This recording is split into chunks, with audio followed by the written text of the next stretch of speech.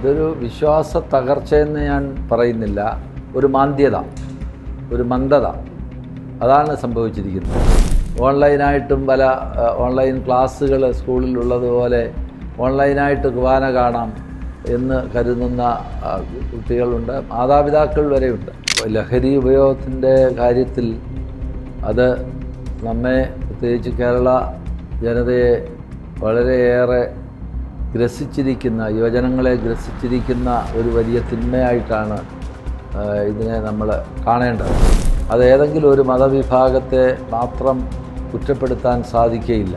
ഒരു ലഹരി മാഫിയ ഉണ്ടെന്നാണ് ഞാൻ മനസ്സിലാക്കുന്നത്. ഒരു തരത്തിൽ പറഞ്ഞാൽ ഒരു സാമൂഹികമായ അരാജകത്വം നമ്മുടെ നാട്ടിൽ ഉണ്ടാക്കി യുവാക്കളെ നശിപ്പിച്ചാൽ ഈ ഒരു അരാജകത്വം വർദ്ധിപ്പിക്കാൻ സാധിക്കുമെന്ന് കരുതുന്ന ഒരു ചിന്താഗതിയാണ് ഇതിൻ്റെയൊക്കെ പിന്നിലുണ്ട്. വന്യജീവി ആക്രമണം വഴിയായിട്ട് നമ്മൾ ഓരോ ദിവസവും വായിക്കുന്ന ദുരന്ത സംഭവങ്ങൾ നമ്മെ വേദനിപ്പിക്കുന്ന ഒരു കാര്യമാണ്. എൻ്റെ വ്യക്തിപരമായ അഭിപ്രായം, ഈ കാട്ടുപന്നി എന്ന് പറയുന്ന ആ മൃഗത്തെ ആർക്ക് വേണമെങ്കിലും കൊല്ലാം എന്നുള്ള ഒരു നിയമം കൊണ്ടുവന്നാൽ അത് ഒരു നല്ല വിജയമാണ്. ഈ വന്യമൃഗങ്ങൾ മനുഷ്യൻ്റെ സ്വസ്ഥത നശിപ്പിക്കുന്ന ഒന്നായി മാറിയിരിക്കുന്നു എങ്കിൽ മാത്രം ഇവിടെ മനുഷ്യനാണോ പ്രാധാന്യം, മൃഗത്തിനാണോ പ്രാധാന്യം എന്നുള്ളതാണ് ഒരു ചോദ്യം. ഒരുപക്ഷെ ഇപ്പോൾ പറഞ്ഞാൽ അവർക്കൊന്നും മനസ്സിലാവുകയില്ല. പക്ഷെ അവർ ഒത്തിരിയേറെ ത്യാഗം സഹിച്ച ഒരു കുടുംബമാണ് എൻ്റെ കുടുംബം. എല്ലാവർക്കും ഗുഡ്നസ് ടിവിയിലേക്ക് സ്വാഗതം. നമ്മോടൊപ്പമുള്ളത് മാവേലിക്കര രൂപതയുടെ പുതിയ ഇടയൻ അഭിവന്യ മാത്യൂസ് മാർ പോളികാർപ്പസ് പിതാവാണ്. കഴിഞ്ഞ ആഴ്ചയിൽ പിതാവ് നമ്മളോട് ഒത്തിരി കാര്യങ്ങൾ സംസാരിച്ചു. ഇനിയും പിതാവിൻ്റെ ഒത്തിരി വിശേഷങ്ങൾ നമുക്ക് കേൾക്കാനുണ്ട്. പിതാവിൻ്റെ വിളിയെപ്പറ്റിയും ഒപ്പം മാവേലിക്കര രൂപതയെ പറ്റിയുള്ള പിതാവിൻ്റെ സ്വപ്നങ്ങളും ഈ സാമൂഹിക പ്രശ്നങ്ങളോട് പിതാവ് എങ്ങനെയാണ് പിതാവിൻ്റെ വീക്ഷണം എന്നുള്ള കാര്യങ്ങളൊക്കെ നമുക്ക് കേൾക്കാനുണ്ട്. പിതാവിനെ നമുക്ക് സ്വാഗതം ചെയ്യാം. പിതാവേ, സ്വാഗതം. നമ്മൾ ഇന്ന് നമ്മുടെ സഭയിൽ നോക്കിക്കഴിഞ്ഞാൽ, പ്രത്യേകിച്ചും നമ്മൾ കോവിഡിന് ശേഷം നമ്മൾ ഫേസ് ചെയ്യുന്ന വലിയൊരു വിശ്വാസ തകർച്ച നമുക്ക് കാണാൻ പറ്റും, പ്രത്യേകിച്ചും കുട്ടികളിലും യുവജനങ്ങളിലും. കാരണം ദേവാലയങ്ങളിലോട്ട് വരാൻ കാണിക്കുന്ന ഒരു വിമുഖത, അതുപോലെ നമ്മുടെ ഈ വചനബോധന ക്ലാസ്സുകളിലോട്ടൊക്കെ വരാൻ കാണിക്കുന്ന ഒരു പ്രശ്നങ്ങളൊക്കെ ഉണ്ട് കുട്ടികൾ. അപ്പോൾ ഇനി ഒരു വലിയ ഇടയനായിട്ട് പിതാവ് ഇപ്പോൾ മാവേലിക്കര രൂപതയിലേക്ക് പോവുകയാണ്. അപ്പോൾ അവിടെയും ഇങ്ങനത്തെ പ്രശ്നങ്ങൾ ഫേസ് ചെയ്യാൻ പോകുന്ന ഒരു കാര്യമാണ്.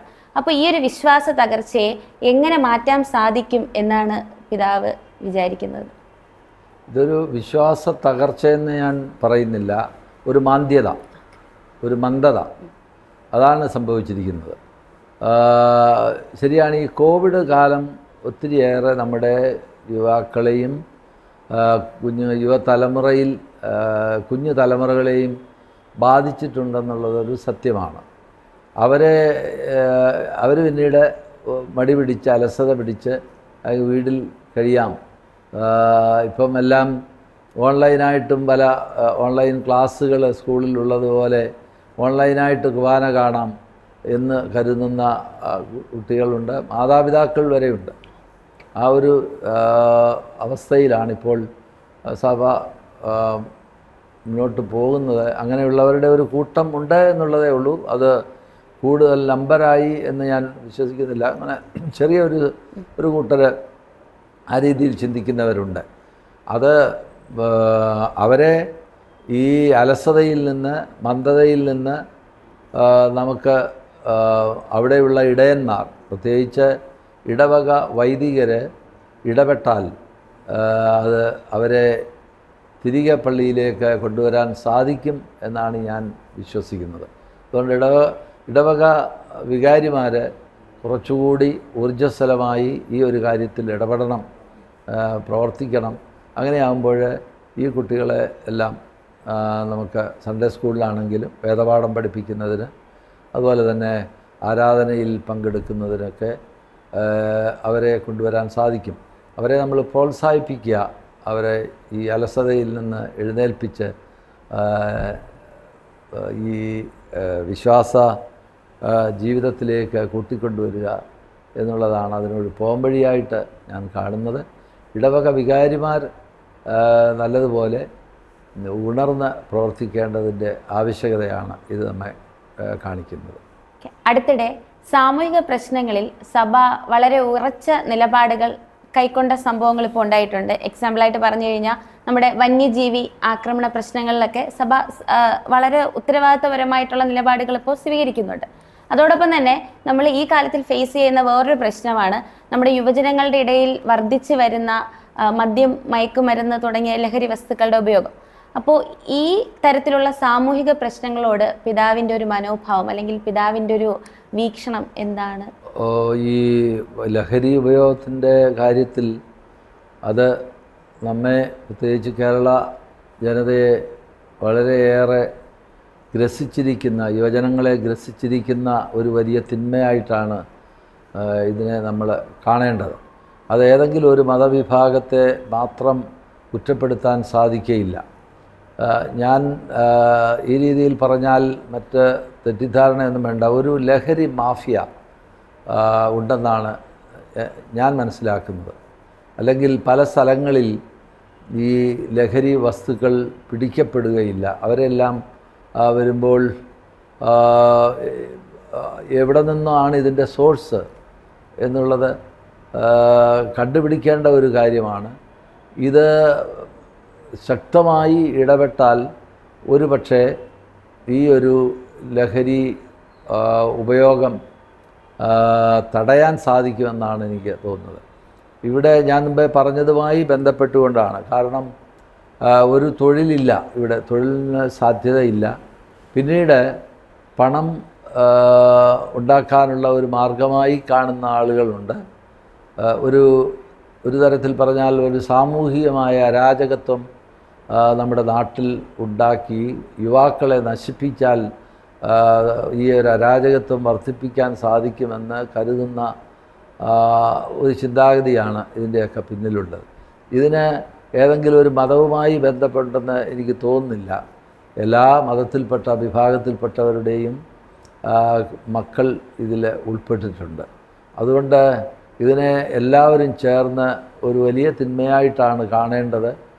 എല്ലാ മത അധ്യക്ഷന്മാരും, എല്ലാ മതങ്ങളിലും പെട്ട അധ്യക്ഷന്മാർ, തലവന്മാർ, സാമൂഹ്യ കമ്മ്യൂണിറ്റി ലീഡേഴ്സ്, സാമൂഹ്യ നേതാക്കൾ എല്ലാവരും കൂടെ ചേർന്ന് ഇതിനെ ഒറ്റക്കെട്ടായി നേരിടുകയും ഗവൺമെൻറ്റിൻ്റെ ശക്തമായ നടപടികളും പ്രവർത്തനങ്ങളിലും ഇക്കാര്യത്തിൽ ഉണ്ടാവുകയും ചെയ്താൽ നമുക്ക് ഒരു പരിധിവരെ ഇതിനെ നിയന്ത്രിക്കാൻ സാധിക്കും.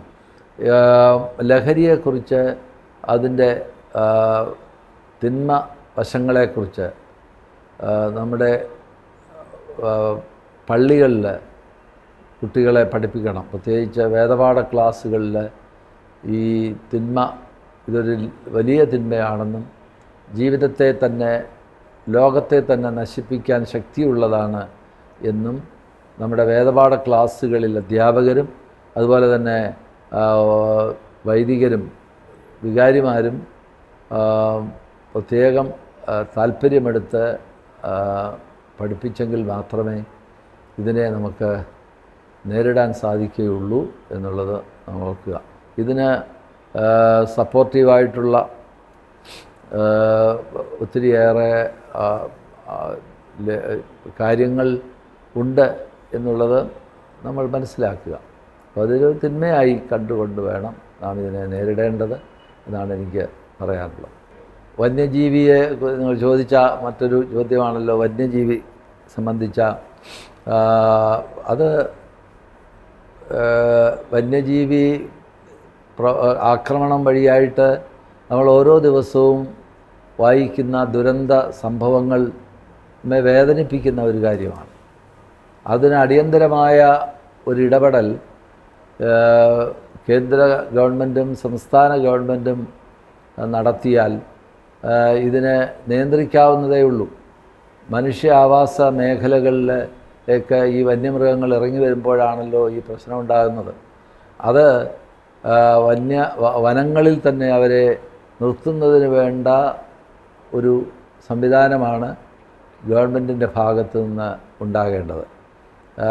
പണ്ട് നേരത്തെയൊക്കെ ഇവിടെ വന്യമൃഗങ്ങൾ നേരത്തെ ഉണ്ട്.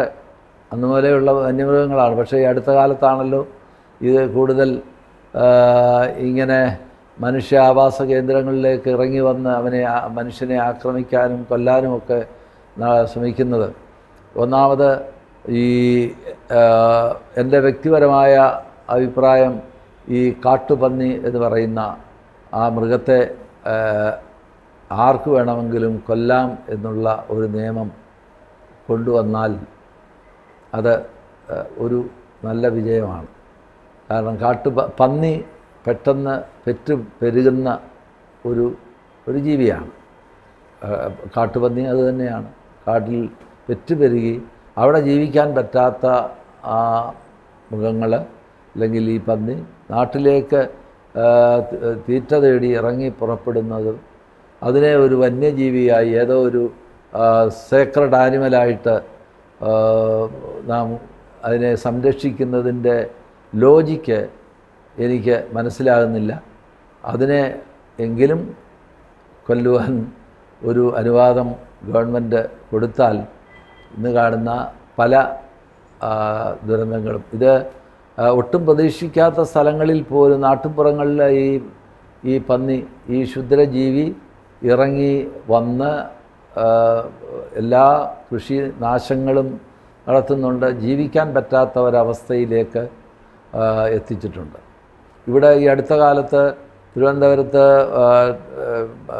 ഇൻഫോ പാർക്കിൽ ഒരു കാട്ടുപോത്ത്, അത് എവിടെ നിന്ന് വന്നതാണെന്ന് ആർക്കും അറിയില്ല. ഇപ്പോഴും അത് കണ്ടുപിടിക്കാൻ സാധിച്ചിട്ടില്ല എവിടെ നിന്ന് വന്നതാണെന്ന്. ഇവിടെ ഒരു വനമില്ല, കാട്ടുപോത്തുള്ള ഒരു വനം ഈ അടുത്ത സ്ഥലങ്ങളിലൊന്നും ഇല്ല. വരണമെങ്കിൽ അങ്ങ് നെടുമങ്ങാടുള്ള വനത്തിൽ നിന്നാണ് വരേണ്ടത്.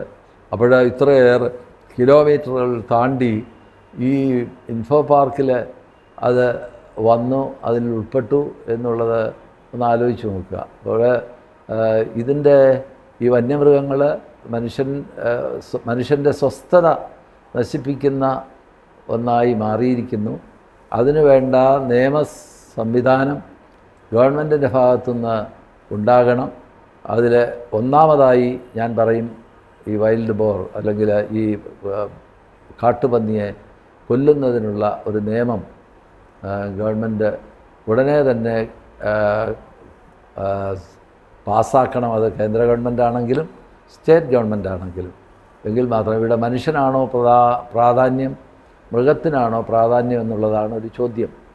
മനുഷ്യനാണോ മൃഗത്തിനാണോ പ്രാധാന്യം? പലപ്പോഴും നമുക്ക് കാണുന്ന ഒരു കാര്യം, മൃഗങ്ങൾക്ക് പ്രാധാന്യം മനുഷ്യനേക്കാളുണ്ട് എന്നുള്ളതാണ് ഓരോ സംഭവങ്ങളും നമ്മളെ അറിയിക്കുന്നത്. ഈ കഴിഞ്ഞ 2-3 ദിവസങ്ങൾക്ക് മുൻപ് അല്ലെങ്കിൽ ഈ കഴിഞ്ഞ ദിവസങ്ങളിൽ നമ്മൾ കണ്ണൂർ ഏരിയയിലൊക്കെ വായിക്കുകയുണ്ടായി. അവിടെയുള്ള ഏതാണ്ട് 10-60ഓളം ആളുകളെ നായ് വന്ന് കടിച്ച് പലരും ആശുപത്രികളിലാണ്. വലിയ മുറിവുകളോടുകൂടി അവരെല്ലാം ആശുപത്രിയിലാണ്. ഒരു പട്ടിയെപ്പോലും കൊല്ലാൻ ഇവിടെ ഒരു നിയമമില്ല എന്ന് പറയുമ്പോൾ അവിടെ പട്ടിക്കാണ് പ്രാധാന്യം. ഞാനിത് പറയുമ്പോൾ മൃഗസ്നേഹിയല്ല എന്ന് തെറ്റിദ്ധരിക്കണ്ട. മൃഗങ്ങളെ അതിനും അവകാശമുണ്ട് ജീവിക്കാനുള്ള. പക്ഷേ മനുഷ്യൻ്റെ അവകാശത്തെ കവച്ചു വയ്ക്കുന്ന ഒരവകാശമല്ല മൃഗങ്ങൾക്കുള്ളത് എന്ന് കരുതുന്ന ഒരാളാണ്. അതുകൊണ്ട് ഈ മനുഷ്യന് സ്വസ്ഥമായി ജീവിക്കാൻ പറ്റുന്ന തരത്തിൽ നിയമങ്ങൾ ഉണ്ടാക്കണം എന്നാണ് എനിക്ക് ഈ അവസരത്തിൽ ഇതിലൂടെ പറയാനുള്ളത്. പിതാവെ, അങ്ങേക്ക് ദൈവം തന്ന പുതിയൊരു ചുമതല, വലിയ വലിയ ലക്ഷ്യങ്ങൾ ഇനി പിതാവിൻ്റെ മുന്നിലുണ്ട്. അപ്പോൾ മാവേലിക്കര രൂപതയുടെ അവരുടെ പുതിയ ഇടയനായിട്ട് പിതാവ് അങ്ങോട്ട് ചെല്ലുമ്പോൾ പിതാവിൻ്റെ മനസ്സിൽ, അത് ആധ്യാത്മികമായിട്ടാവട്ടെ ഭൗതികമായിട്ടാവട്ടെ, മാവേലിക്കര രൂപതയിൽ നടപ്പിലാക്കണം എന്ന് പിതാവിൻ്റെ മനസ്സിലുള്ള എന്തെങ്കിലും പദ്ധതികളുണ്ടോ? അങ്ങനെ നമ്മൾ വിചാരിച്ചുകൊണ്ടൊരു പദ്ധതി നടപ്പാക്കാൻ നമുക്ക് സാധിക്കുകയില്ലല്ലോ. പക്ഷേ ചില ആശയങ്ങളെല്ലാം ഉണ്ട്. അത് അവിടെ ചെന്ന് കഴിഞ്ഞിട്ട് അവിടെയുള്ള ആളുകളെയും ഒക്കെ കണ്ട് അവിടുത്തെ സാഹചര്യമെല്ലാം മനസ്സിലാക്കി നടപ്പാക്കേണ്ട ചില കാര്യങ്ങളാണ്. അത് ഇപ്പോഴതിനെക്കുറിച്ച് എനിക്കൊന്നും പറയാൻ സാധിക്കുകയില്ല. വൈദികനായി, സഹമെത്രാനായി, ഇപ്പോൾ ഇതാ മെത്രാനായി. അപ്പോൾ കുഞ്ഞിലെ മുതലേ പിതാവിനുണ്ടായിരുന്ന ഒരു ദൈവവിളി എങ്ങനെയായിരുന്നു? അല്ലെങ്കിൽ ഈ ഒരു യാത്രയിൽ കുഞ്ഞിലെ തൊട്ട് വൈദിക പട്ടം സ്വീകരിക്കുന്ന ആ ഒരു സമയത്തും പിന്നെ അതിനുശേഷം ഇന്ന് വരെയുള്ള ഈ ഒരു യാത്രയിൽ പിതാവിൻ്റെ കുടുംബത്തിൻ്റെ ഒരു സ്വാധീനം അല്ലെങ്കിൽ അവരുടെ ഒരു സപ്പോർട്ട് അതെങ്ങനെയായിരുന്നു എന്നുള്ളത്? അത് നല്ലൊരു ചോദ്യമാണ്. കാരണം എൻ്റെ ഈ ഒരു വിളിയിലേക്ക് വരുവാൻ പ്രധാനമായിട്ട് എൻ്റെ അമ്മ ഒത്തിരി പ്രാർത്ഥിക്കുന്ന ഒരാളായിരുന്നു. അത് രാവിലെ ഒരു 4 മണിയാകുമ്പോഴേ എഴുന്നേറ്റിരുന്ന് പാട്ടുപാടി സങ്കീർത്തനം വായിച്ച് പ്രാർത്ഥിക്കുന്ന ഒരമ്മ. പലപ്പോഴും ഉറക്കം തന്നെ ഡിസ്റ്റർബ് ചെയ്യുന്ന തരത്തിൽ എനിക്ക് അന്ന് ആയിരിക്കുമ്പോൾ തോന്നിയിട്ടുണ്ട്. പക്ഷേ ആ ഒരു പ്രാർത്ഥനയ്ക്ക് അമ്മയുടെ കുടുംബം അമ്മയുടെ കുടുംബത്തിൽ ഓർത്തഡോക്സ് വൈദികരുണ്ടായിരുന്ന കുടുംബമാണ് പരമ്പരയായിട്ട്. അമ്മയുടെ കാലഘട്ടം വന്നപ്പോഴാണ് ആ വൈദികർ അത് ഇല്ലാതായത്. അമ്മയെ ഓർത്തഡോക്സിലായിരുന്നു. അപ്പോൾ ആ ഒരു പാരമ്പര്യം അമ്മ കാത്തു സൂക്ഷിച്ച് എല്ലാ ദിവസവും പ്രാർത്ഥിക്കുമായിരുന്നു. അത് എനിക്ക് ഒരു വലിയൊരു പ്രേരണ. പിന്നീട് എൻ്റെ വികാരിയായി വന്ന അച്ഛന്മാരുണ്ട്. പ്രത്യേകിച്ച് അവരെല്ലാം നല്ല മാതൃക നൽകിക്കൊണ്ട് ജീവിച്ച അച്ഛന്മാരാണ്. അതിലൊരു അച്ഛനെക്കുറിച്ച് അല്ലെങ്കിൽ എന്നെ സെമിനാരിയിൽ വിട്ട അച്ഛനെക്കുറിച്ച് ഓർക്കാതിരിക്കാൻ പറ്റിയല്ല. ബഹുമാനപ്പെട്ട ജോർജ് ജേക്കബ് കിഴക്കേതിൽ എന്ന് പറയും. അച്ഛൻ എല്ലാ ദിവസവും കുർബാന കഴിഞ്ഞ് ഈ അൾത്താരയുടെ മുൻപിൽ മുട്ടുകുത്തി നിന്ന് പ്രാർത്ഥിക്കുന്ന ഇത് ഞാൻ കുർബാനയ്ക്ക് അവിടെ പോകുമ്പോൾ കാണാൻ സാധിച്ചിട്ടുള്ള കാഴ്ചയാണ്. അപ്പോഴതെനിക്ക് എന്നെ ഒത്തിരിയേറെ ആകർഷിച്ചിട്ടുണ്ട്, സ്വാധീനിച്ചിട്ടുണ്ട്. അപ്പോൾ ഞാൻ പഠനം പൂർത്തിയാക്കിയപ്പോൾ ബഹുമാനപ്പെട്ട അച്ഛനുമായിട്ട് പങ്കുവച്ചപ്പോൾ അച്ഛൻ എന്നെ അതിനെ പ്രോത്സാഹിപ്പിക്കുകയും ഞാൻ ഇവിടെ തിരുവനന്തപുരത്ത് മൈനർ സെമിനാരിയിൽ പെറ്റി സെമിനാരിയിൽ വന്ന് ചേരുകയും ചെയ്തു. അതാണ് അതിൻ്റെ പിന്നിലുള്ളത്. അതുതന്നെയല്ല, എൻ്റെ കുടുംബം ഈ മലങ്കര സഭ ഉണ്ടാകുന്നത് 90-ലാണ്, 1930-ൽ. ആ കാലഘട്ടത്തിൽ തന്നെ മാറിവാനിയോസ് പിതാവ് എൻ്റെ ജന്മസ്ഥലത്ത് പുത്തൂര് വന്ന് അവിടെ ഒരു ചെറിയ സമൂഹം, ഞങ്ങൾ 5 വീട്ടുകാരെ അവിടെ ചേർത്ത് ആ സമൂഹത്തിലെ അംഗമാക്കി. അവിടെ ആ ഒരു അന്ന് നമുക്ക് ചിന്തിക്കാവുന്നതിനപ്പുറമായ ഒരു സാമൂഹികമായ പശ്ചാത്തലമാണ് അന്നുള്ളത്.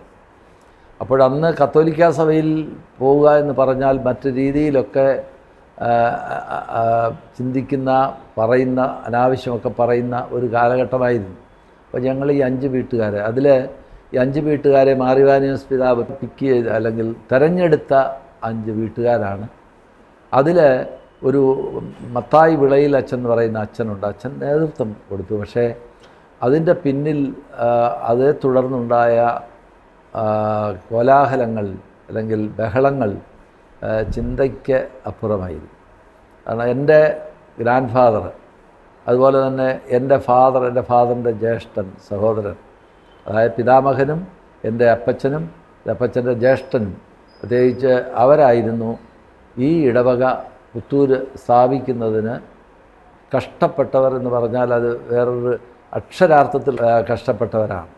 ശാരീരികമായിട്ടും അതായത് കായികമായിട്ടും അതുപോലെ തന്നെ എല്ലാ അർത്ഥത്തിലും കഷ്ടപ്പെട്ട, ഒരുപാട് ത്യാഗങ്ങൾ സഹിച്ച ഒരു കുടുംബമായിരുന്നു എൻ്റെ കുടുംബം, മലങ്കര സഭയ്ക്ക് വേണ്ടി. അപ്പോൾ എനിക്ക് തോന്നുന്നില്ല, ഞാൻ ഇങ്ങനെ പറയുമ്പോൾ മറ്റുള്ളവർ കേട്ടാൽ അവർ എന്നെ പഴിക്കുമെന്ന് എനിക്കറിയില്ല. മലങ്കര സഭയിൽ ഇത്രയേറെ കഷ്ടപ്പെട്ടിട്ടുള്ള കുടുംബങ്ങൾ വേറെ ഉണ്ടോ? ഒന്ന് എനിക്ക് ചില കുടുംബങ്ങളെ അറിയാം. പക്ഷേ ആ ഒരു കുടുംബങ്ങളോടൊപ്പം തന്നെ നിൽക്കാൻ ഞങ്ങളും വിളിക്കപ്പെട്ടവരാണെന്ന് എനിക്ക് തോന്നി. കാരണം എൻ്റെ അപ്പച്ചൻ്റെ ജ്യേഷ്ഠൻ എപ്പോഴും, അദ്ദേഹം ഞാൻ കുഞ്ഞായിരിക്കുമ്പോൾ അദ്ദേഹം മരിച്ചു. അദ്ദേഹം സംസാരിക്കുമ്പോൾ പറയുന്ന കാര്യമുണ്ടായിരുന്നു. ഏതാണ്ട് 13 കേസുകളിൽ പ്രതിയായിരുന്നു. ആ കേസുകൾ എന്തൊക്കെയാണെന്നൊന്നും ഇതിനകത്ത് ഞാൻ പറയുന്നില്ല. 13 കേസുകളിൽ പ്രതിയായിരുന്നു. എല്ലാ ദിവസവും എൻ്റെ നാട്ടിൽ നിന്നും പുത്തൂരിൽ നിന്നും കൊല്ലത്ത് എല്ലാ ദിവസവും അദ്ദേഹം കേസ് പറയുന്നതിനായിട്ട് വില്ലുവണ്ടി ആയിരുന്നു അന്നത്തെ വാഹനം.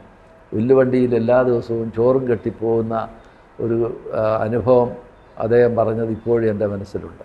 അതുപോലെ തന്നെ ആ ചേരുന്ന സമയത്ത് ഇതൊന്നും കേൾവിക്കാർക്ക് ഒരുപക്ഷെ മനസ്സിലാക്കാൻ പ്രയാസമുള്ള കാര്യമാണ്. നിങ്ങളെല്ലാം ജനിച്ചത് ഞാനും ജനിച്ചത് കത്തോലിക്കനായിട്ട് തന്നെയാണ്.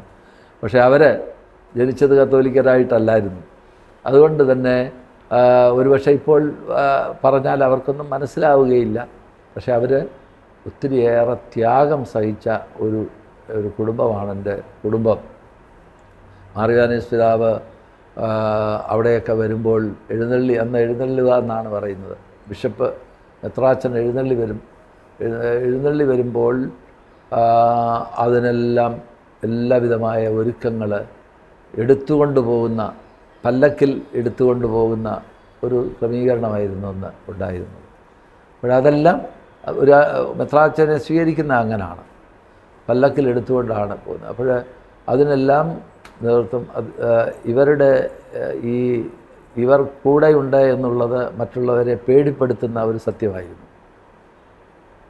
ഈ മനക്കരക്കാവിൽ കുടുംബത്തിലെ കൊച്ചുകുഞ്ഞു മുതലാളി, അതുപോലെ തന്നെ ഉണ്ണുണ്ണി മുതലാളി, കീവർച്ചൻ, ഇവരെ 3 പേരും ഇവരുടെ കൂടെയുണ്ട് എന്നുള്ളത് മറ്റുള്ളവർക്ക് ഒരു പേടി സ്വപ്നമായിരുന്നു. അതുകൊണ്ട് ധൈര്യത്തോടുകൂടി, തൻ്റെ ഇടത്തോടുകൂടി ആ ഇടവകയിൽ പ്രവർത്തിക്കാൻ, അത് ഇന്ന് വളർന്ന് ഏതാണ്ട് 200-ലധികം കുടുംബങ്ങളുള്ള വലിയൊരു ഇടവകയായി, മലങ്കര സഭയിലെ ഒരു നല്ല ഇടവകയായി, ഒത്തിരിയേറെ വൈദികരുള്ള, കന്യാസ്ത്രീകളുള്ള ഇടവകയായി മാറി എന്നുള്ളതാണ് എൻ്റെ ആ ഒരു ചൈതന്യം എൻ്റെ മാതാപിതാക്കളിൽ, എൻ്റെ പിതാമഹന്മാരിൽ നിന്നുമൊക്കെ എനിക്ക് ലഭിക്കുകയുണ്ടായി. അത് കണ്ടും കേട്ടുമാണ് ഞാൻ വളർന്നത്. അതുകൊണ്ട് തന്നെ സഭയ്ക്ക്, ഈ സഭയിൽ പ്രവർത്തിക്കാൻ എനിക്കൊരവകാശമുണ്ട്, മറ്റുള്ളവരെക്കാൾ എനിക്ക് കൂടുതൽ അവകാശമുണ്ട് എന്നുള്ള ഒരു ചിന്ത എൻ്റെ മനസ്സിൽ അറിയാതെ ഒരുപക്ഷെ പതിച്ചിട്ടുണ്ട്. അതിൻ്റെ ഫലമായിട്ടാണ് എനിക്ക് പ്രവർത്തിക്കാനായിട്ട് സാധിച്ചത്. അങ്ങയുടെ മുൻഗാമിയായ അഭിവന്യ ജോഷുവ പിതാവിനെ പറ്റിയുള്ള എന്തെങ്കിലും ഓർമ്മകൾ അല്ലെങ്കിൽ പ്രത്യേക ഓർമ്മകൾ?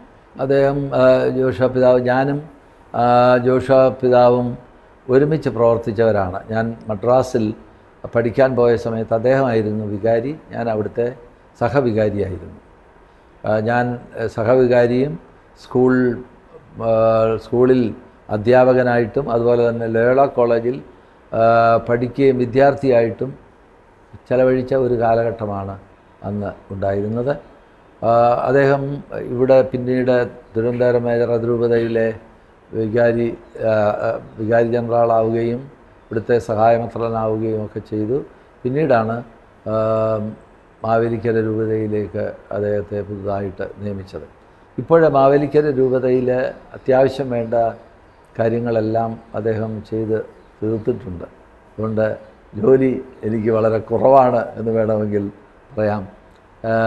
അദ്ദേഹം വേണ്ട കാര്യങ്ങളെല്ലാം, സംവിധാനങ്ങളെല്ലാം അദ്ദേഹം ചെയ്തിട്ടുണ്ട്. അദ്ദേഹം ഒത്തിരി പ്രവർത്തിച്ച ഒരു മെത്രാപ്പൊലീത്തയാണ്. അദ്ദേഹത്തെ ബഹുമാനത്തോടു കൂടിയാണ് ഞാൻ കാണുന്നത്. പിതാവ് ഇപ്പോൾ തിരുവനന്തപുരത്ത് തന്നെയാണ് ഉള്ളത്. പിതാവ് മാവേലിക്കരയിലോട്ട് പോയിട്ടില്ല. അപ്പോൾ പിതാവ് ഇനി മാവേലിക്കരയിലോട്ട് പോയി അവിടുത്തെ സ്ഥാനാരോഹണ ചടങ്ങുകൾ എന്നാണ്, അല്ലെങ്കിൽ അതിൻ്റെ ഒരു പ്രൊസീജിയേഴ്സ് എന്തൊക്കെയാണെന്നുള്ളത്? എന്നിട്ട് 29-ാം തീയതി പത്രോസ് പൗലോസ് ശ്ലീഹന്മാരുടെ പെരുന്നാൾ ദിവസമാണ് എൻ്റെ സ്ഥാനാരോഹണ ചടങ്ങ്.